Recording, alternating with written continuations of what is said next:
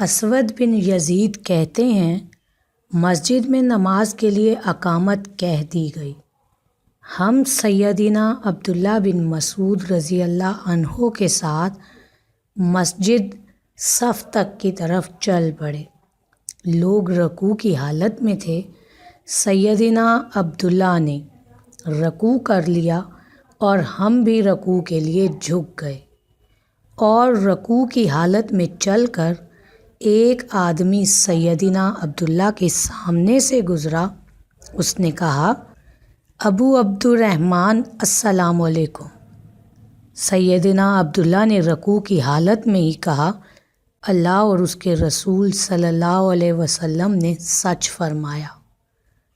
جب وہ نماز سے فارغ ہوئے تو بعض افراد نے سوال کیا، جب اس آدمی نے آپ پر سلام کہا تو آپ نے یہ کیوں کہا، اللہ اور اس کے رسول نے سچ فرمایا؟ انہوں نے جواباً کہا، میں نے رسول اللہ صلی اللہ علیہ وآلہ وسلم کو فرماتے سنا، یہ چیز بھی علامات قیامت میں سے ہے کہ سلام معرفت کی بنا پر ہوگا۔ اور ایک اور روایت میں ہے، ایک آدمی دوسرے کو سلام تو کہے گا لیکن معرفت کی بنا پر کہے گا۔